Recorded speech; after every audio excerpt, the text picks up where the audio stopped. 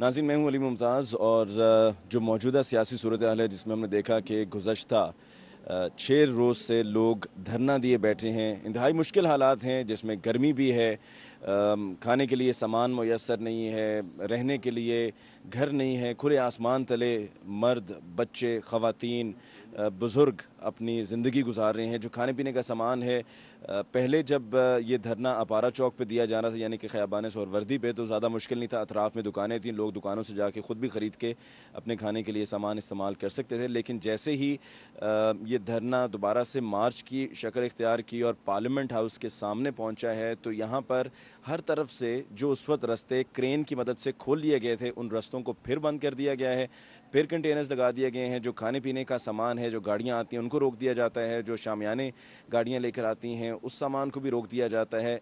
लिहाजा कोशिश ये की जा रही है कि लोगों को ज़्यादा से ज़्यादा यहाँ पर कॉर्नर किया जाए, उनको सताया जाए कि एक एक करके लोग फिर यहाँ से जाना शुरू हो जाएं। अब आज ये 6ठा दिन है धरने का। मज़ीद इसमें अब क्या पेशरफ्त होगी, हालात अब किस तरफ जा रहे हैं, इस पर बात करने के लिए हमें मौका मिला है कि हम कुछ लम्हे हासिल कर सकें कायद पाकिस्तान अवामी तहरीक डॉक्टर ताहिरुल कादी साहब से। डॉक्टर साहब, आपका बहुत बहुत शुक्रिया कि आपने हमें वक्त दिया और आपका बहुत मसरूफ़ स्केड्यूल भी चल रहा है, मुलाकातें भी हैं और फिर आपने बदलती हुई सूरत हाल पर अपनी हिकमत अमली को भी तैयार करना है। ये बताइए कि अब जो मौजूदा सूरत हाल है, अपारा चौक पर लग ये रहा था कि यहाँ पर लोग निस्बतन ज़्यादा कम्फर्टेबल हैं। वहाँ पे भी ऑब्वियसली खुले आसमान तले थे, लेकिन फिर भी हालात ज़रा बेहतर थे। यहाँ पर ना कोई करीब में जगह है, ना टैक्सी मिलती है, ना कोई वैन, ना कोई बस, ना कोई खाने के लिए दुकान, ना कोई पानी पीने के लिए इंतज़ाम। तो इन हालात में लोग कब तक इस तरह से यहाँ पे गुजारा करेंगे? देखिए अली मुमताज़, ये हुकूमत की तरफ से एक दरिंदगी का मुजाहरा है और नवाज शरीफ गवर्नमेंट आइन, कानून, जमहूरियत, अखलाक और इंसानियत की सारी कदरों को बुरी तरह पामाल कर चुकी है। लाखों की तादाद में बूढ़े, जवान, बच्चे, बूढ़ी माएँ, बहनें, बेटियाँ खुले आसमान के नीचे, जैसे आपने कहा, बैठी हैं। धूप है। तमाम शामियाने, टेंट्स की दुकानों को रिटर्न नोटिफिकेशन दे दिए गए हैं पूरे इस्लामाबाद और रावलपिंडी कि टेंट जिसने मुहैया किए उसकी दुकान को बंद करके उसे जेल भेज देंगे। हमारे लोगों को टेंट की दुकानों वाले टेंट नहीं दे रहे, दूसरे शहरों और ज़िलों से लाते हैं ताकि शामियाने लगाएं साए के लिए, तो कंटेनर जैसे आपने कहा लग गए हैं, वो किसी को एंटर नहीं होने दे रहे, खाना और पानी भी नहीं आने दे रहे, और जो कंटेनर से बाहर पहुंचता है देंगे लेकर, तो जो लोग वहाँ करीब हैं वो बेचारे लेके भूख की वजह से खा लेते हैं, और दूर यहाँ मीलों तक फैले हुए लोगों तक वो चीज़ नहीं पहुँचती।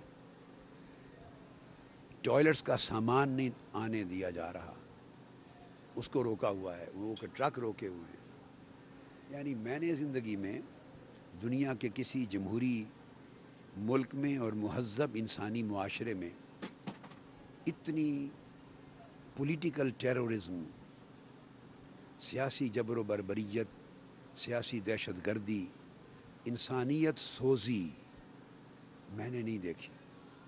और अफसोस ये है और शर्मनाक बात यह है कि हर रोज़ ये सामने पार्लियामेंट हाउस है, इसके फ्लोर पर ये लीडर बैठकर जमहूरियत की बातें करते हैं कि जमहूरियत डिरेल नहीं होनी चाहिए। हम लोगों का रोटी, पानी, खाना, शामियाने, ज़रूरियात ज़िंदगी बंद कर देना, ये जमहूरियत है? कौन सी जमहूरियत? दुनिया के किस मुल्क में एहतजाज नहीं होते? हाँ, अगर पुरतशद्दुद एहतजाज हो, किसी ने आप पर पथराव किया हो, कोई गोली चलाई हो, किसी ने लाठियाँ मारी हो, किसी ने तोड़ फोड़ किए हो, तो आपको जवाज़ मिलता है, आप भी अपने सख्त हथकंडे इस्तेमाल करें। लेकिन एक कंकर नहीं मारा किसी ने, आपको गाली नहीं दी किसी ने, तोड़ फोड़ दूर की बात है। पाकिस्तान अवामी तहरीक का इनकलाब मार्च, या अभी आप पारा मार्केट में जो था इनकलाब मार्च का 3 दिन का धरना, 4 दिन का वो, या पिछले साल जनवरी में यखबस्ता सर्दी में लॉन्ग मार्च, दुनिया की तारीख़ में दुनिया मिसालें देती हैं इसके पुरअमन होने की, जो तारीख़ में मिसाल नहीं मिलती। तो ऐसे पुरअमन लोगों पर इतना जुल्म और जबर और इंसानियत सोज रवैया افسوس کی بات ہے، مگر الحمدللہ یہ لاکھوں لوگ چونکہ انقلاب کے لیے موٹیویٹ ہو کے آئے ہیں، انہوں نے صبر کا دامن ہاتھ سے نہیں چھوڑا، یہ استقامت کا پہاڑ بنے ہوئے تمام مشکلات کو فیس کر رہے ہیں اور عزم مصمم کے ساتھ بیٹھے ہیں، اور انشاءاللہ یہ فتح یاب ہو کے، جب اتنا بڑا عزم اور استقلال ہو اور سنسیریٹی ہو کاز کے ساتھ اور لوگوں کی کمٹمنٹ ہو، تو اللہ پاک انہیں فتح عطا کرتا ہے اور یہ فتح یاب ہو کر جائیں۔ ڈاکٹر صاحب، گزشتہ سال 3 دن آپ نے ڈی چوک پر قیام کیا، سردیاں تھیں، سردیوں کے بارے میں رائے یہ بھی پائی جاتی ہے کہ سردیوں میں آ کر احتجاج کرنا اس لیے بھی ذرا آسان ہو جاتا ہے کہ دن میں دھوپ ہے، اگر ٹھنڈ ہے تو آپ کو ایک سویٹر کے اوپر ایک اور سویٹر پہن لیں، سر پہ ٹوپی پہن لیں، گلوز پہن لیں۔ گرمی میں سب کا یہ کہنا تھا کہ لوگ 2 دن مشکل سے گزاریں گے، آج پچھلے مارچ سے بھی زیادہ دن ہو چکے ہیں اور لوگ ابھی تک موجود ہیں۔ تعداد اس سے کہیں زیادہ ہے علی ممتاز، یہ صرف ان 5-6 دنوں کو نہ گنے، 25 سے 30 ہزار کے قریب کم و بیش جو ماڈل ٹاؤن میں 8 دن کا محاصرہ تھا، اس میں بھی لوگ اسی قید و بند میں بیٹھے ہیں۔ یہ تو بعد میں پھر جب 14 اگست کے انقلاب مارچ کے لیے تو تعداد پھر بڑھتی چلی گئی نا، پھر وہ ایک بے کنار سمندر بن گیا، مگر آپ وہ بیسک کمٹمنٹ والے لوگ جہاں سے دراصل اس پوری جد و جہد کا آغاز ہوا، وہ 25-30 ہزار 7-8 دن میں وہ تعداد بڑھتے بڑھتے ہو گئی۔ 1 اگست کو 5 سے 7 ہزار لوگ آ گئے تھے، پھر ان میں سے کئی لوگوں کو بھیجا تاکہ وہ اپنے اضلاع سے اور اپنے صوبوں سے باقی لوگوں کو موٹیویٹ کر کے انقلاب مارچ کے نزدیک لائیں۔ پھر لوگ 7-8 مارچ کو آ گئے جو 8 دن حصار میں رہے کنٹینرز کے اور ایک جنگی قیدیوں کی طرح رہے۔ پھر 10 اگست کو لوگ آئے اور جو سارے قافلے آپ یوں سمجھے کہ شہید کر دیے گئے، اتنا مارا گیا، پیٹا گیا، گولیاں چلائی گئیں، اتنی شیلنگ کی گئی کہ ان کے جسم چھلنی ہو گئے، نٹھال ہو گئے اور شہید بھی ہوئے اور 25 ہزار کارکن قید بھی ہوئے۔ تو آپ دراصل اس تاریخ کو ان اے وے عدد بڑھتا گیا گریجولی، مگر 1 اگست سے شروع کریں اس طرح دیکھیں تو وہاں بھی شامیانوں کی بندش ہو گئی تھی، اندر نہیں آ جا رہے تھے۔ تو آپ اس کو آج 21 تاریخ ہو گئی نا، تو آپ دراصل 3 ہفتے گنیے 1 اگست سے عدد گریجولی بڑھتا بڑھتا یہاں تک پہنچا، مگر یہ کمٹمنٹ کے ساتھ آ کے بیٹھنے والے اور مصائب و آلام کو جھیل کر کمٹمنٹ کے ساتھ اس جنگ میں شریک پرامن طریقے سے رہنے والے، ان کو تو 3 ہفتے ہو گئے۔ ڈاکٹر صاحب، جو 25 ہزار کارکنان آپ کی گرفتار ہوئے، ان کی رہائی کے لیے آپ کی طرف سے کیا کوششیں کی جا رہی ہیں؟ چاند کوئی کوشش نہیں ہو رہی، اس وجہ سے کہ وہ گرفتار ہوئے 10 اگست کو، 11-12 اگست کو اتنے بڑے کرائسس تھے یہاں پر کہ وہ لوگ جو ایکٹیوسٹ کارکن تھے وہ سارے بلا لیے تھے 10 اگست یوم شہداء پہ، اور وہ سارے یا اریسٹ ہو گئے یا زخمی ہو کے ہاسپٹلز پہنچ گئے، اور وہ ان میں سے اریسٹ بھی ہو گئے 25 ہزار عورتیں مرد، وہ ایکٹیوسٹ تھے۔ اس کے بعد 11, 12, 13 سے 14 اگست تک کے جو لوگ بڑے ہیں، یہ تو پھر 2nd, 3rd, 4th لائن کی جو لیڈرشپ ہوتی ہے وہ لوگوں کو لے کے نکلتی رہی اور یہاں محاصرے میں ہو گئے۔ اب ایکٹیوسٹ اریسٹ ہو گئے، ٹاپ کی لیڈرشپ محاصرے میں بند ہو گئی، تو جو شخص باہر نکلتا تھا اریسٹ کر لیا جاتا تھا، اور جو ان کے فیملیز کے لوگ تھے باقی کارکن، ان کے گھروں پر چھاپے تھے، وہ مسلسل گرفتاریاں ہو رہی تھیں۔ جو گھر پہ سوتا تھا وہ کریک ڈاؤن کر کے اریسٹ ہو جاتا تھا، تو کوئی آزاد نہیں تھا کہ وہ ان کے لیے کوئی قانونی کارروائی کرے، اور قانونی کارروائی کوئی کہاں کرے؟ یہ تو یزید اور ابن زیاد کی سلطنت ہے، 14 شہید ہوئے، 90 زخمی ہوئے، ان کی قانونی کارروائی ہماری تحریک کی پوری قیادت کر رہی ہے، اور آج 2 مہینے اور 4 دن گزر گئے ہیں، اس کی FIR درج نہیں کی۔ سیشن جج کے آرڈر کو آج 6 دن، 1 ہفتہ گزر گیا ہے، عدلیہ کے آرڈر کو ہفتہ عمل نہیں ہو سکا۔ تو قانونی کارروائی اور چارہ جوئی سے اس ملک میں کسی کو کیا ملے گا؟ یہ تو درندگی ہے، نہ کوئی آئین ہے، نہ قانون ہے، نہ جمہوریت ہے، نہ اخلاق ہے، نہ انسانیت ہے۔ کوئی جائے تو کس ادارے میں جائے؟ عدلیہ ان کے تابع، پولیس ان کے تابع، انتظامیہ ان کے تابع، مقننہ پارلیمنٹ آپ کے سامنے ہے ان کے تابع۔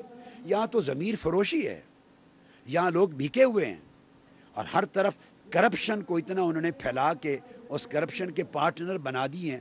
ہر شخص کے ضمیر کو پیسے نے خرید لیا ہے, مفاد نے خرید لیا ہے, یا خوف نے خرید لیا ہے. اگر حق کی بات کرے گا تو جو کچھ اس کو ملا ہوا ہے وہ اس سے چھین لیا جائے گا. تو جب یعنی نمائندے, حکمران, اسمبلیوں میں بیٹھنے والے, اداروں میں بیٹھنے والے, عدالتوں میں جج ہیں, ایک حق کی بات کر دے اسی وقت اس کو ٹرانسفر کر کے خدا جانے دور کسی ایسی سرحدی گاؤں میں جا پھینکا جاتا ہے, اس کے بچے روتے پیتے ہیں, او ایس ڈی بنا دیا جاتا ہے.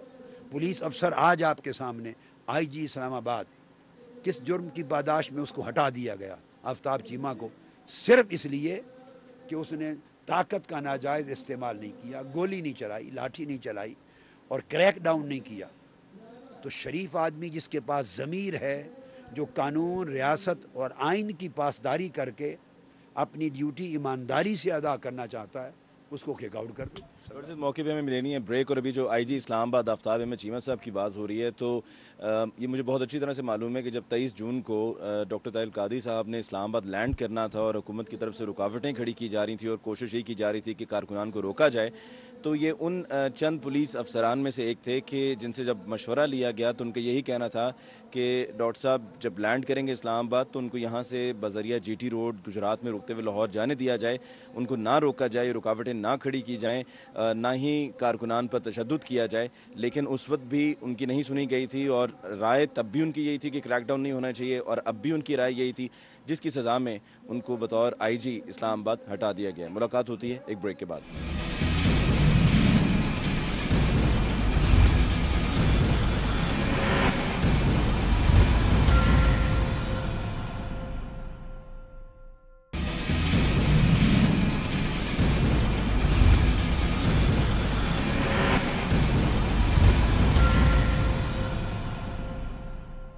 ناظرین, بریک کے بعد ایک دفعہ پھر آپ کو کہتے ہیں خوش آمدید. ہماری یہ خصوصی نشریات اگست میں ماہ جاری ہے اور ہم موجود ہیں ڈاکٹر طاہر القادری صاحب کے ساتھ. گفتگو کو آگے بڑھاتے ہیں. ڈاکٹر صاحب, اب آئی جی تبدیل ہو گئے اور اس سے یہ بھی ظاہر ہو گیا کہ کریک ڈاؤن کا فیصلہ ہو گیا تھا, اسی لیے آئی جی صاحب سے کہا گیا, انہوں نے انکار کیا اور ان کو عہدے سے ہٹا دیا گیا. اب اگر نیا آئی جی جن کو بھی لگایا جا رہا ہے, خٹک صاحب کی اطلاعات آ رہی ہیں کہ جو ڈی آئی جی صاحب تھے انہیں کو اضافی عہدہ دے دیا گیا ہے, تو کیا آپ کو لگ رہا ہے کہ اب پولیس آپریشن کا سوچ رہی ہے اور حکومت کا اب یہی ارادہ ہے کہ ایسے تو یہاں سے لوگوں نے جانا نہیں, اب اس کا یہی حل باقی بچا ہے؟ دیکھیے, بہت سے مصدقہ ذرائع سے کل شام تک, دن پر اور شام تک اطلاعات موصول ہو گئی تھی بہت سے ذرائع سے کہ گزشتہ رات انہوں نے بہت سخت کریک ڈاؤن کرنا تھا. مگر آئی جی اسلام آباد نے جیسے پہلے طاقت کے استعمال سے انکار کیا, آج بھی کیا, ناجائز طاقت کے استعمال سے, کہ جب تک احتجاج کرنے والے مارچرز وہ پرامن ہیں تو ہم ان پرامن مارچرز پہ تشدد کیسے کر سکتے ہیں.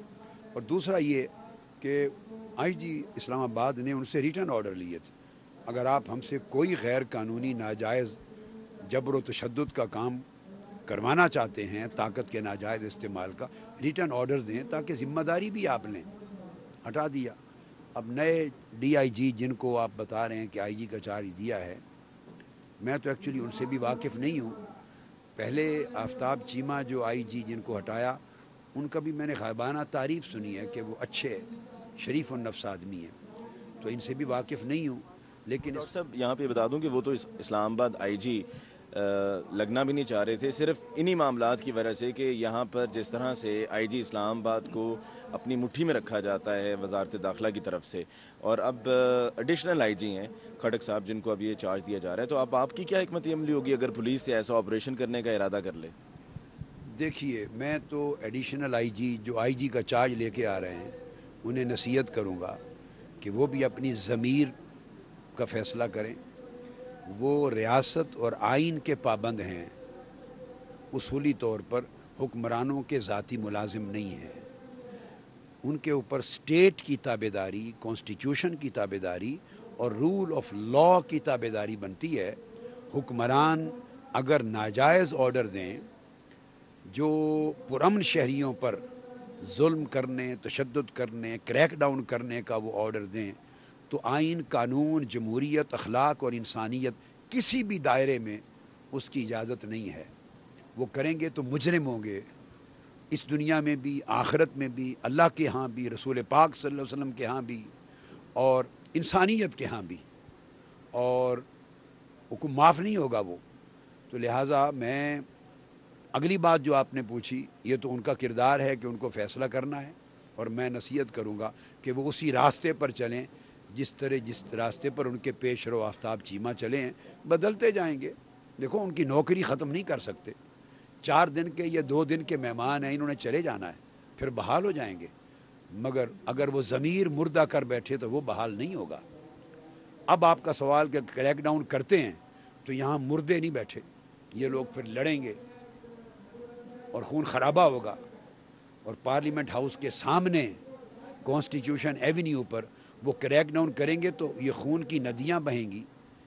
یہ لوگ تو مسلح نہیں ہیں، یہ اپنے سینے پیش کریں گے اور گریں گی لاشیں. تو یہ سارا جرم اور ظلم اگر اس کو کربلا بنائیں گے تو اس کی ذمہ داری اسی نئے آئی جی پر ہوگی، ریاست کے ان ملازمین پر ہوگی جو ظلم کر رہے ہوں گے، اور نواز شریف پر تو ہے ہی. اور ہمارا کام آسان ہوگا. یہ اگر انہوں نے 4 دن میں جانا ہے تو اس اقدام کے بعد اس سے بہت جلد چلے جائیں گے. ہمیں گھبراہٹ نہیں ہے اس بات کی. ڈاکٹر صاحب، آج اسمبلی کا اجلاس ہوا اور متفقہ قرارداد منظور ہوئی ہے نواز شریف صاحب کے حق میں کہ ان کا مستعفی ہونے کا مطالبہ یہ غیر آئینی ہے. دیکھیے، جو اس اسمبلی میں بیٹھے ہیں وہ دھونس دھاندلی کے الیکشن کی پیداوار ہیں. وہ ایسی متفقہ قرارداد اپنے جو کرپشن میں اشتراک ہے اسی پر کریں گے نا. تو نواز شریف انہیں سوٹ کرتے ہیں. کھائیں اور کھلائیں، کرپشن میں حصہ دار بنے. ہر ایم این اے کروڑ روپے ڈیولپمنٹ فنڈ کے نام پہ لیتا ہے. اس کو پتہ ہے کہ جب نظام چینج ہوگا تو ڈیولپمنٹ ایم این ایز کے ہاتھ میں نہیں رہے گی، لوکل گورنمنٹس کے پاس چلی جائے گی. ان کو نظر آ رہا ہے کہ کروڑوں روپے کے فنڈ جو بار بار ایشو ہوتے ہیں وہ اللے تللے ختم ہو جائیں گے. یہاں صرف لیجسلیٹر بن کے رہیں گے، قانون سازی ہوگی، پبلک کے مسائل اٹھائے جائیں گے، صرف تنخواہ ملے گی، اور جو پریولیجز جائز ہیں ایک حد میں وہ ملیں گی. عیاشیاں ختم ہو جائیں گی. لہٰذا وہ تو آخری جنگ لڑ رہے ہیں اپنی کرپشن کو، اپنی عیاشی کو، اور اپنے اللے تللے جو ہیں اس کو روکنے کے لیے. ان کے 100% ان کے میڈیکل الاؤنسز ان کو فری ہیں، ان کو ریٹرن ملتا ہے. میں نے یہ زمانہ یہاں گزارا ہے. آپ جا کے میرے ایم این اے کے اس دور میں جا کے بکس کو دیکھیں جہاں کس آدمی نے میڈیکل ٹریٹمنٹ، یہ اور ان کی فیملی، ان کے تمام ڈیپینڈنٹس کی 100% ریٹرن فری ہے. سب فری آف کاسٹ. خواہ کروڑوں روپے کا علاج ہو اور اس کا آڈٹ بھی نہیں ہے، سبمٹ کریں اور پیسے مل جاتے ہیں. اس پیریڈ میں 3 مرتبہ میرے بیٹے حسین کے آپریشن ہوئے. اس کے گھٹنے دونوں چوٹ نکل گئی تھی، ہڈی باہر نکل آئی تھی. 3 آپریشنز ہوئے، یہاں بھی ملک سے باہر بھی.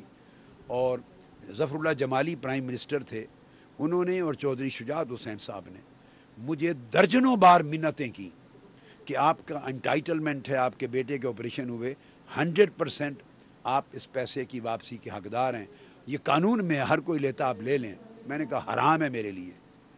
میں نے کہا اگر میں ایم این اے نہ ہوتا اور میرے بیٹے کے ساتھ یہ ماجرا ہوتا تو تب بھی آپریشنز کرواتا. کہاں سے پے کرتا؟ تب بھی تو کرواتا. تو میں اس پورے قانون کو حرام اور ناجائز سمجھتا ہوں. اس لیے یہ پیسہ ان غریبوں کا حق ہے جو اپنے اور اپنی اولاد کے علاج کو افورڈ نہیں کر سکتے. جو ایم این اے بن کے آتا ہے اور وزیر بنتا ہے وہ افورڈ کر سکتا ہے، اس کو یہ فیسلٹی نہیں ملنی چاہیے، یہ غریبوں کی ملنی چاہیے. آپ اس میرے ریکارڈ کو دیکھیں، آپ کو 1 پیسہ ریفنڈ لینا میرے نام پر نہیں ملے گا. ریکارڈ ہے، اوپن چیلنج ہے. اور میں نے بڑے بڑے لیڈروں کو جن کی داڑیاں بھی ہیں، ٹوپیاں بھی ہیں، پگڑیاں بھی ہیں، جبے بھی ہیں، اور بڑے بڑے سیاستدانوں کو میں نے خود ان بکس کو پرنٹڈ لائبریری سے نکال کے پڑھا اپنی آنکھوں سے. خدا گواہ ہے، پیناڈول کی، پیراسیٹامول کی گولی اور ہائیڈریل کف سیرپ کی ایک شیشی اگر وہ بھی خریدی ہے تو اس کا بھی ریفنڈ لیا انہوں نے. میں نے اپنی آنکھوں سے پڑھا. اور پھر کروڑوں روپے کے بجٹ خرچ اگر لاکھوں میں ہوا ہے تو اس کی ایکسیس بنا کے کروڑوں کے بجٹ وصول کرتے ہیں. یہ عیاشیاں ان کو ختم ہوتی نظر آ رہی ہیں. اسمبلیاں اٹینڈ نہیں کرتے.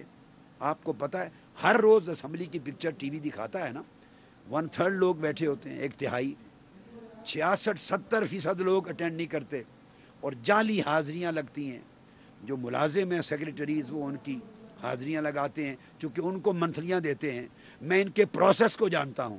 اور میری 2-3 سال جو میں نے 2 سال گزارے، میرا آرڈر تھا اگر 15 دن کا اجلاس ہے اور میں ریلیونٹ جس دن صحیح کام ہے، اگر میں 2 دن کے لیے 3 دن کے لیے آیا ہوں، خبردار میری آمد سے لے کے میری واپسی تک 2 دن کی حاضری 3 دن کی لگے گی، باقی نہیں.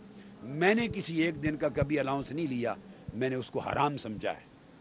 آپ میری بات کو سمجھ رہے ہیں؟ اب ان کے برعکس ان کا عالم تو یہ ہے کہ ان کو منتھلی پیسے دیتے ہیں، وہ ان کی پورے 15 دن کی لگا دیں گے. گاڑی پر آتے ہیں، ہوائی جہاز کے ٹکٹ کے پیسے لیتے ہیں. میں موٹر وے پہ گاڑی پہ آتا تھا، کبھی ہوائی جہاز کا ٹکٹ نہیں لیا. بڑا کہا، میں نے کہا میں لعنت بھیجتا ہوں حرام کے پیسے پر، آپ مجھے کیا بات کرتے ہیں؟ میں اپنی گاڑیوں پر آ رہا ہوں، گاڑیوں پہ جا رہا ہوں. میرا مقصد ہے کہ بیرون ملک سفر کرتے ہیں، پیسے لیتے ہیں اور پھر اس کے لیے ٹھیکے لیتے ہیں اور ملیں بنواتے ہیں، کانٹریکٹس لیتے ہیں اور بینکوں کے لون لیتے ہیں، پھر ڈیفالٹ ہو جاتے ہیں، پھر رائٹ آف کرواتے ہیں. آپ تصور نہیں کر سکتے کہ قوم کا کتنا ارب روپے کا سرمایہ یہ کھاتے ہیں. یہ اس وجہ سے متفقہ قرارداد ہے. ہر شخص کی 5 انگلیاں کرپشن کے گھی میں ہیں. یہ نہیں چاہتے یہ اسمبلی ٹوٹے اور نیا نظام انقلاب کا آ جائے. انقلاب ان کی موت ہے. ان کو نظر آ رہا ہے کہ یہ تو منتخب بھی نہیں ہو سکیں گے، کرپشن میں نکل جائیں گے، کک آؤٹ ہو جائیں گے. یہ اپنی بقا کی جنگ لڑ رہے ہیں اور بقا کرپشن کی جنگ. ڈاکٹر صاحب یہ بتائیے کہ کل احسن اقبال صاحب آئے، عبدالقادر بلوچ صاحب تھے، جاز الحق صاحب تھے اور حیدر عباس رضوی صاحب تھے. جو مذاکرات ہوئے مذاکراتی ٹیم سے آپ کی طرف سے جو لوگ گئے، اس میں رحیق عباسی صاحب بھی تھے، خرم نواز گنڈا پور صاحب تھے، کھرسا بھی وہاں پہ موجود تھے، پھر اس کے علاوہ حامد سردار آصف احمد علی، حامد رضا صاحب موجود تھے. تو کچھ بات بنی اور کیا آگے کچھ پیش رفت ہوگی یا نہیں؟ کیونکہ پاکستان تحریک انصاف کی طرف سے تو اب سے کچھ دیر پہلے یہی خبر آ رہی تھی کہ مذاکرات معطل ہو گئے. ہماری صورتحال بھی ایسے لگی ہے. بدقسمتی یہ ہے کہ میں ابھی ہماری طرف سے ہم نے معطل کرنے کا اعلان نہیں کیا، سٹل ہمارے دروازے کھلے ہیں. لگتا ہے کہ حکومت اپنے ایجنڈے پر مذاکرات کے نام پر یس کروانا چاہتی اور وہ ہمارے مطالبات کو ایڈریس ہی نہیں کرنا چاہتی. ہماری کمیٹی نے ان کے سامنے ایک پہلا پوائنٹ رکھا اور باقی باتوں کی نوبت ہی نہیں آئی. وہ پہلا پوائنٹ کیا تھا؟ باقی باتیں تو بعد میں انہوں نے کہا تھا کہ ہم ریڈی ہیں، آپ اس کے اوپر اپنا مینڈیٹ بتائیں. انہوں نے کہا سمپل بات ہے کہ 14 قتل ہوئے ہیں، قتل کا مقدمہ ہے، 90 اقدام قتل کے کیس ہیں جو زخمی ہوئے ہیں، ان کی ایف آئی آر درج کیوں نہیں ہو رہی؟ وہ کروا دیں ایف آئی آر. جو قانونی حق ہے مقتولین کے ورثاء کا، اور ایف آئی آر میں جو نامزد ہیں، اب تو عدلیہ نے، جج نے آرڈر دے دیا ہے، اس کو درج ہونے دیں. جو ملزم نامزد ہیں وہ اپنے آپ کو قانون کے حوالے کریں جیسے آئین اور قانون تقاضا کرتا ہے اور عام شہری کا سلوک ہوتا ہے. آپ مستثنا کیوں بنتے ہیں؟ قانون کے حوالے کریں اور سٹیپ ڈاؤن کریں اس لیے، اور پھر سٹیپ ڈاؤن کریں اپنی، یعنی حکومت مستعفی ہوں، انفلوئنس پولیٹیکل ختم ہو، تاکہ F I R, investigation, trial, شہادتیں اپنے پروسیس سے گزریں. اور اگر آپ بے قصور ثابت ہوتے ہیں ہمیں کوئی اعتراض نہیں، آپ ضمانت کروا لیں. عدالت کے قانونی پروسیس سے آپ کی بے گناہی ثابت ہو جاتی ہے، ویل اینڈ گڈ. جو گناہ گار ثابت ہوں گے سزا پائیں گے، مگر قانون کو نافذ ہونے دیں. یہ پہلی بات ان سے کی، اگلی بات ہی نہیں، بھاگ گئے اس سے. لیکن ڈاکٹر صاحب اگر وہ مستعفی ہو جائیں، یعنی کہ شہباز شریف صاحب اور نواز شریف صاحب مستعفی ہو جائیں لیکن ان کی حکومت چلتی رہے، تو وہ بھی تو آپ کو قابل قبول نہیں ہے. نہیں، وہ قابل قبول اس لیے نہیں کہ دیکھیے نا، اگر نواز شریف مستعفی ہوں تو وہ پرویز رشید صاحب کو اپوائنٹ کر دیں گے وزیر اعظم. ان کے پاس ممنون حسین صاحب کو جیسے صدر بنا رکھا ہے اور چودھری سرور صاحب کو گورنر بنا رکھا ہے، ایسے ان کے پاس درجنوں ساتھی موجود ہیں. تو گورنمنٹ تو یہی کر رہے ہوں گے، رول انہی کا ہوگا. وہ تو ایک ایک لمحہ بھی ان کے، وہ تو انہی کے پیچھے بیٹھ کر آفس میں یہ فیصلے کریں گے، وہ صرف سائن کریں گے. وہ سعد رفیق صاحب کو لگا دیں گے، وہ خواجہ آصف صاحب کو لگا دیں گے، ان کے پاس کمی نہیں ہے. تو اس سے کوئی فرق نہیں پڑتا. اور شہباز شریف صاحب اگر ریزائن کرے، وہ رانا ثناء اللہ کو وزیر اعلیٰ لگا دیں گے، وہ رانا مشہور صاحب کو لگا دیں گے، اور مجھے بہت سے نام نہیں آتے. مذاکرات کیا ڈیڈ لاک کا شکار ہیں؟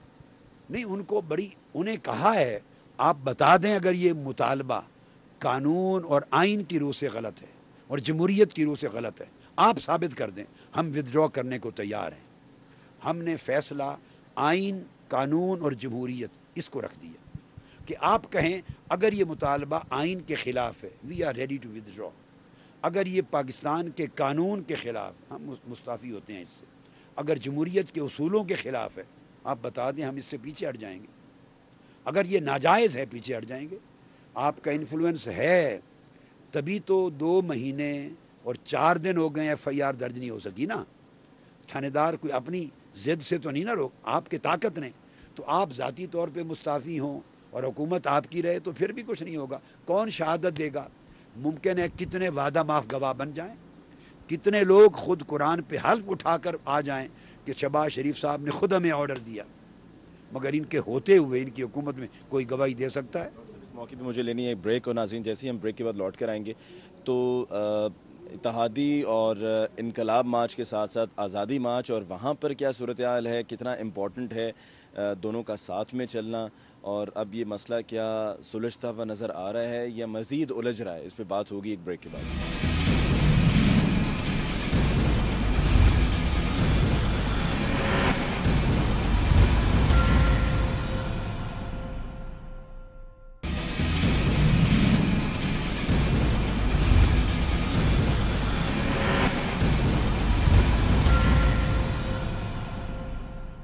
ناظرین, بریک کے بعد ایک دفعہ پھر آپ کو کہتے ہیں خوش آمدید. پروگرام میں آج ہمارے ساتھ گفتگو جاری ہے ڈاکٹر طاہر القادری صاحب کی. گفتگو کو آگے بڑھاتے ہیں. ڈاکٹر صاحب, آرمی چیف کی طرف سے یہ کہا گیا کہ بامقصد مذاکرات ہونے چاہیے, آپ بھی بامقصد مذاکرات کے حق میں ہیں, تو اگر اس کا کوئی نتیجہ نہیں نکلتا یا حکومت آپ کے مطالبات یا پاکستان تحریک انصاف کے مطالبات پر کوئی ان کی طرف سے ڈیولپمنٹ نہیں ہوتی, تو پھر کیا ہوگا؟ کیا آرمی کو انٹروین کرنا پڑے گا, یا آپ کو لگتا ہے کہ اس سے پہلے ہی حکومت کچھ کرنے کا ارادہ رکھتی ہے کہ اگر بات چیت نہیں ہوتی ہے تو پھر وہ طاقت کا استعمال کریں؟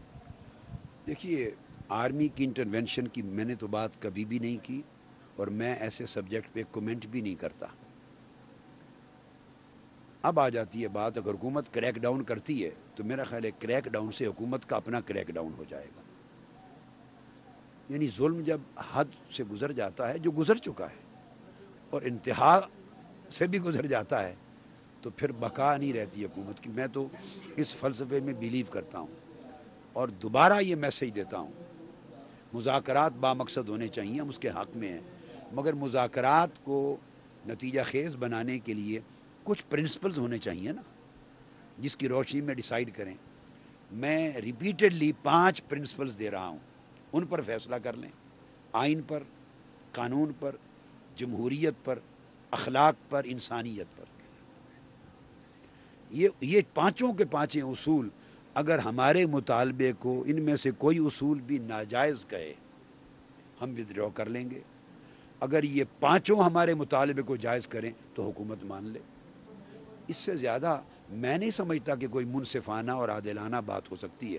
اگر حکومت ہٹ دھرمی پہ رہے گی تو ہٹ دھرمی الٹیمیٹلی انہیں لے ڈوبے گی, اس کا خاتمہ ہوگا انشاءاللہ. آپ سمجھتے ہیں کہ آرمی ابھی بھی اس پورے معاملے کا حصہ نہیں بننا چاہ رہی, نہ ان کی طرف نہ آپ کی طرف؟ آرمی کا ہمیشہ یہ رول رہا ہے, جب ماضی قریب میں جتنا میں نے دیکھا ہے کہ وہ امپارشل رہتی ہے. وہ اسٹیٹ انسٹیٹیوشن ہے ملک کی حفاظت کے لیے, اور وہ جب پولیٹیکل میٹر آتے ہیں تو اس میں انٹروین آرمی نہ کرتی ہے یا کرنا نہیں چاہتی, نیوٹرل رہتی ہے. اور یہ بڑا اچھا سٹینس ہوتا ہے آرمی کا, تو اس کو ڈالنا نہیں چاہیے. لیکن صاف ظاہر ہے اگر انہوں نے کہا کہ آپ بامقصد مذاکرات سے مسائل کو حل کریں, تو ملک کے محافظ ہونے کے ناطے یہ ان کا حق اور فرض بھی ہے. امریکہ نے بھی یہ بات کی, بیرون ملک بھی یہ کہہ رہے ہیں, بیرون ملک کی جو جمہوری طاقتیں, کہ یہ ایک پولیٹیکل ڈیڈ لاک ہے, اسے ڈائلاگ کے ذریعے حل کریں. اور پروبیبلی برطانیہ نے بھی یہ بات کی ہے کہ یہ ڈیڈ لاک ہے, کرائسس ہے, ہم جمہوریت چاہتے ہیں مگر اسے ڈائلاگ کے ذریعے ریزولو کریں. آرمی ہو یا دنیا کی اندر کے جو لوگ جو اس ملک کے وفادار ہیں, اور باہر کی طاقتیں جو جمہوریت پسند ہیں, سب ایک ہی بات کرتے ہیں کہ ڈائلاگ کے ذریعے حل کریں, مگر ڈائلاگ میننگ فل ہونے چاہیے نا, اصول کے مطابق. آپ سے کسی انٹرنیشنل شخصیت نے بھی رابطہ کیا؟ نہیں, ایسا کوئی شخصیت نے مجھ سے نہیں کیا, اور میں کیا نہیں کرتا. डॉक्टर साहब, अब मुज़ाकरात की बात आर्मी की तरफ से की गई, हुकूमत भी कोशिश कर रही है कि बात बन जाए। आपने काफ़ी दिन हो गए हैं कि अब कोई डेडलाइन नहीं दी। आपने पहले इस्लामाबाद पहुंचकर 48 घंटे की डेडलाइन दी थी, फिर आपने उसको एक्सटेंड किया। यहाँ पहुंचने के बाद आपने अब तक कोई डेडलाइन नहीं दी है, तो क्या आप भी कोई अब डेडलाइन देंगे कि कि उनकी हुकूमत की तरफ से जो भी कुछ किया जाना है, फैसला करना है, वो जल्द अज जल्द किया जाए, या स्टेप डाउन होने का जो आपका मुतालबा है उस पर जल्द अज जल्द अमल किया जाए? हम आज का दिन फिर देख रहे हैं कि कल मुज़ाकरात हुए तो हुकूमती वफद को वापस आना चाहिए ना, कि वो कितने संजीदा हैं। और अगर आज नहीं आते और मैसेज भी नहीं भेजते तो इसका मतलब है कि वो मुज़ाकरात के ज़रिए हल नहीं करना चाहते। तो उसके बाद शायद फिर हम आज शाम को, रात को या कल फिर लाहे अमल मज़ीद सोचें कि अब क्या इख्तियार करना चाहिए। सोचने क्या डेडलाइन होगी 24 घंटे की, 48 घंटे की? मैं अभी कैटेगोरिकली ये तो नहीं कह सकता, मगर जो लाए अमल देंगे उसमें डेडलाइन भी हो सकती है, शामिल हो सकती है डेडलाइन। और वो आज ही आप फैसला कर लेंगे? मुमकिन है आज शाम को फैसला कर लें, मुमकिन है सुबह अनाउंस कर दें, इम्कान है। अगर अल्ताफ़ हुसैन साहब आपसे दोबारा राबिता करें और आपसे बात करके वो ये कहें कि आपका और उनका पहले भी बड़ा अच्छा ताल्लुक़ रहा है, और जब लाहौर से आपने रवाना होना था तब भी उनकी कोशिशें ये थीं कि मामलात को सुलझाया जाए, कंटेनर्स को हटाया जाए, फ्री मेडिकल कैंप लगाया गया, मेडिसिन एमक्यूएम की तरफ से भी पहुंचाई गई, खाना भी पहुंचाया जाता रहा। तो अब अगर वो आपको फ़ोन करके कहें कि आप अपने मुतालबात में से हुकूमत का डिसॉल्व होना, गवर्नमेंट का ख़त्म करना, वो बीच में से निकाल दें, चलें वज़ीर आज़म और नवाज़ शरीफ साहब और शहबाज शरीफ साहब तक महदूद रहें? देखिए, वो ऐसी बात हमसे नहीं कर सकते। जो आपने पहली बात की, वो अल्ताफ़ भाई हैं, हमारे बहुत अच्छे दोस्त हैं, बाहमी एहतराम का रिश्ता है। वो और एमक्यूएम, उन्होंने हर मुल्क की हर जमात से बढ़कर उन्होंने जितना हो सका अखलाकी, मेडिकल कैंप की शक्ल में और खाना पहुंचाने की शक्ल में पार्टी और ज़ाती सतह पे तामुन किया। मगर उनकी गाड़ियां भी अंदर नहीं जाने देते थे, उनके मिनिस्टर्स तक कंधों पर उठा के राशन ले जाते थे। इसके अलावा वो कोशिश ज़रूर करते रहे, मगर उनकी काविशों के बावजूद कंटेनर नहीं हटा, एक भी नहीं हटा। उन्होंने इनकी बात नहीं सुनी, तो ज़ाती तामुन का क्रेडिट उनको जाता है, कोशिशें करने का क्रेडिट जाता है, मगर हुकूमत ने उनकी नहीं सुनी। अल्टीमेटली अपने क्रेन से और हज़ार लाखों लोगों की ताकत से क्रेन तो हम खुद एक तरफ के हटा के आपको बताए निकले थे, गवर्नमेंट ने तो नहीं हटाए थे। गवर्नर सरवर साहब ने बड़ा अहम रोल प्ले किया था जब आप लाहौर पहुंचे। 23 जून को जहाज़ में मौजूद रहे कई घंटे तक, और फिर गवर्नर सरवर साहब आए और बात आगे बढ़ी और आप फिर अपने घर की तरफ रवाना हुए। तो क्या अगर गवर्नर पंजाब दोबारा से आपसे मुलाकात करना चाहें तो क्या आप उनसे मुलाकात करेंगे? नहीं, अब तो वफद बन चुके हैं। चौधरी सरवर साहब जो गवर्नर पंजाब हैं, वो उस वफद के मेंबर हैं जो पीटीआई से मुज़ाकरात कर रहा है, और हमारे वफद में वो नहीं हैं, दूसरे वज़रा मेंबर हैं, वफद बन चुके हैं। लेकिन अगर वो उसमें तब्दीली करके तो चौधरी सरवर साहब को भी, गवर्नर पंजाब को भी उस हुकूमती वफद का हिस्सा बना ले तो हमें तो कोई इतराज़ नहीं है। हमारा तो उनके साथ अच्छा ताल्लुक़ है, देरीना, हमारा कोई इनकार नहीं है। डॉक्टर साहब, एक आखिरी सवाल कि अब अगर गाड़ियाँ रोकी जाती हैं खाने की, शामियाने जैसे कि आपने कहा है कि रोके जा रहे हैं, तो क्या आप अपने कारकुनान को कहेंगे कि जाके गाड़ियाँ छुड़वा कर लेकर आओ, शामियाने वाली जो गाड़ियाँ हैं उनको भी छुड़वा कर लेकर आओ, या अगर मज़ीद कुछ कारकुनान आना चाह रहे हैं उनको रोका जाए तो उनको भी छुड़वा कर लेकर आओ? अब वो शामियाने जो बाकी तो दुकानों को ही बंद कर दिया है ना, किसी और शहर से दूर से शामियाने ला रहे थे, उनको रोका हुआ था। मैंने कहा है कुछ कारकुन चले जाएं, और जहाँ कंटेनर पे रोका हुआ है तो वो छुड़वा के कारकुन अपने शामियानों वाला ट्रक ले आएँ, ताकि ये धूप में जलने वाली माएँ, बहनें, बेटियाँ, लोग, इनको कुछ साया मुयस्सर आ सके। वो तो ये है, मगर हम तसादुम नहीं चाहते, हम तसादुम की राह में पड़ना नहीं चाहते, तशद्दुद की तरफ नहीं जाना चाहते। अगर वो तसादुम करें भी तो गुरेज करेंगे। हम ये जंग अमन की ताकत से और सब्र की ताकत से जीतना चाहते हैं इंशाअल्लाह। बहुत बहुत शुक्रिया डॉक्टर साहब आपका कि आपने हमें टाइम दिया। डॉक्टर तारुल कादरी साहब से हमारी गुफ्तगू हुई और उनका ये कहना था कि हम ये जंग अमन और सब्र की ताकत से जीतना चाहते हैं, और दीगर और मामला पे भी बात हुई कि अब मुज़ाकरात किस तरफ जा रहे हैं, क्या होगा क्या नहीं होगा, क्योंकि अब पूरा मुल्क और इंटरनेशनली भी लोग जानना चाह रहे हैं कि इस मसले का आखिर हल क्या है, नतीजा कब सामने आएगा और ये धरना, ये एहतजाज कब ख़त्म होगा। मुझे अली मुमताज़ को दीजिए इजाज़त। अल्लाह ने के बाद।